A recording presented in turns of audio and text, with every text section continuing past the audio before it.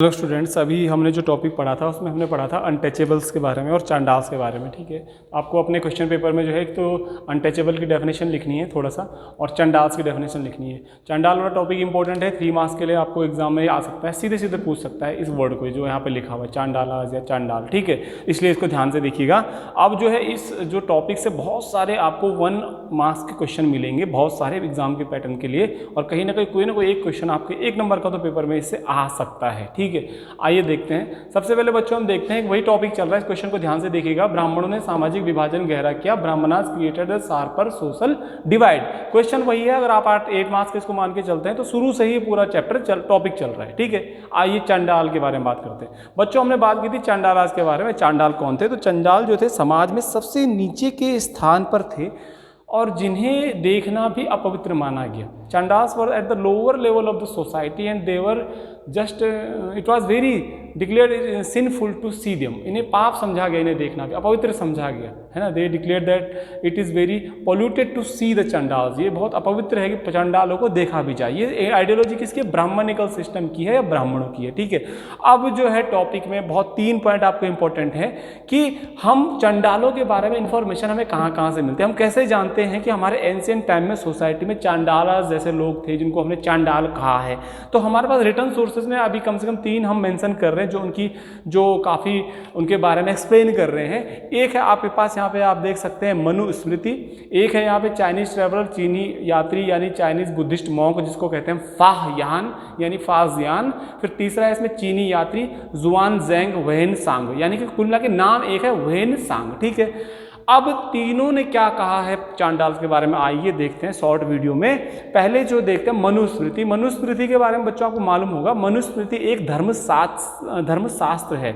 Manusmriti is a धर्मशास्त्र written by the राजा मनु। अब ब्राह्मण ने लिखा, राजा मनु के बारे में बोला जाता है कि उन्होंने कहा था या उन्होंने लिखा था। ठीक है, Manusmriti is the legal document of Hindu religion, या एक धार्मिक विधि ग्रंथ है हिंदुओं का। ठीक है, मनुस्मृति की बहुत सारे फीचर्स हैं। मनुस्मृति को कोई नहीं भुला सकता है, आज भी मनुस्मृति की बहुत चर्चा होती है। ठीक है, तो मनुस्मृति में क्या कहा गया है? मनुस्मृति में देखिए, मनुस्मृति में चांडालास की ड्यूटीज के बारे में कहा गया। चांडालों को क्या करना चाहिए, चांडालों को क्या करना चाहिए, कैसे रहना चाहिए, सारी ड्यूटीज जो हैं चांडालों की मनुस्मृति में लिखी हुई मिलती हैं। मनुस्मृति में और ज़्यादा भी एक्टिविटीज़ के बारे में जानकारी मिलती है। मनुस्मृति में कहा गया है कि जो चांडाल लोग थे इनके कर्तव्य क्या थे, इनको क्या काम करना चाहिए, ड्यूटीज़ इनकी क्या होनी चाहिए। एक था कि इन चांडालों को गाँव से बाहर रहना चाहिए, या ये रहते थे, सीधी सी बात है। तो चांडाल गांव से बाहर रहेगा और चांडालों को लोगों के फेंके हुए बर्तनों को प्रयोग करना है। अगर वो खाना पकाता है, कुछ करता है, तो they have to use the discarded utensils, यानी फेंके हुए बर्तनों में ही खाना पकाएगा। और खाना खाएगा कौन? चांडाल। गांव से बाहर ही रहेगा। इसके अलावा उसको वोर द क्लोथ्स ऑफ डेड्स, मरे हुए लोगों को ही चांडालों को कपड़े पहनने पड़ते थे, पहनने हैं। और उसको रात में शहर और गाँव में घूमना मना था। Restriction to walk in the night in cities and towns, रात में शहर गांव में घूमना मना था चंडालों के लिए। दे वोर द ऑर्नामेंट्स ऑफ आयरन, उन्हें लोहे के गहने पहनने पड़ते थे। किसको? चंडालों को। तो कुल मिला के मनुस्मृति के अनुसार जो है चंडालों को सारे काम करने पड़ते थे, सारे उनकी ड्यूटीज, उनके काम बताए गए। जी, मरे हुए लोगों के कपड़े पहनो, लोहे के गहने पहनो, शहर गाँव में रात को मत घूमो, आउटसाइड द विलेज रहो, गाँव से बाहर रहना, चंडालों को दूर रहो। आज हमारे समाज में हम क्या करते हैं, अभी भी भेदभाव पाते हैं कि जो इनको हम शूद्र कहते हैं, उन लोगों को इतना एक्सप्लॉइट किया गया कि वो आमतौर पर गाँव या शहरों में ऐसी जगहों पर रहते हैं जिनको तक जाना लोग अच्छा नहीं समझते हैं और वो बहुत बुरी कंडीशन में रहते हैं। ठीक है, तो ये एंशिएंट टाइम से ये भेदभाव चला हुआ आ रहा है।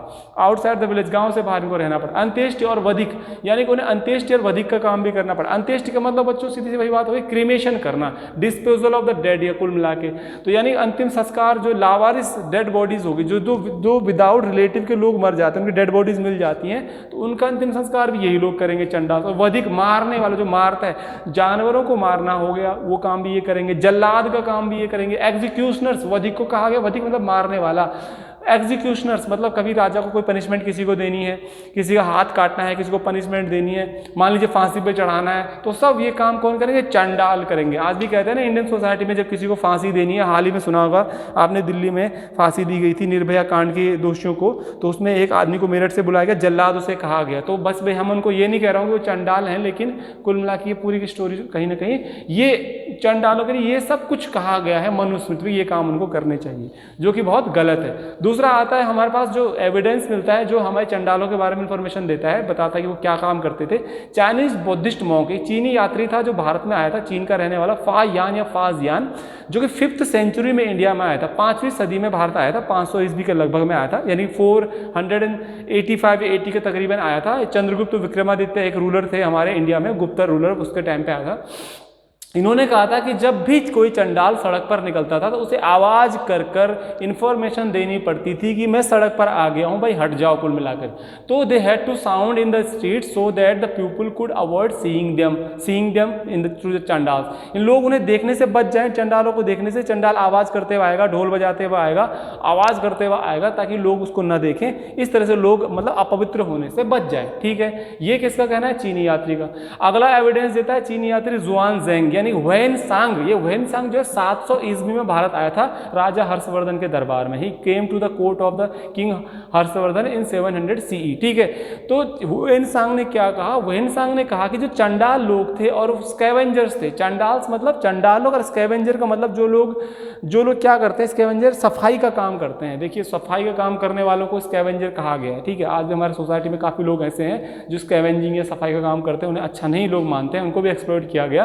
तो चंडाल और स्कैवेंजर्स जो थे उनको भी शहर से बाहर रहने पर मजबूर किया जाता था, ये चीनी यात्री वेनसांग का कहना है।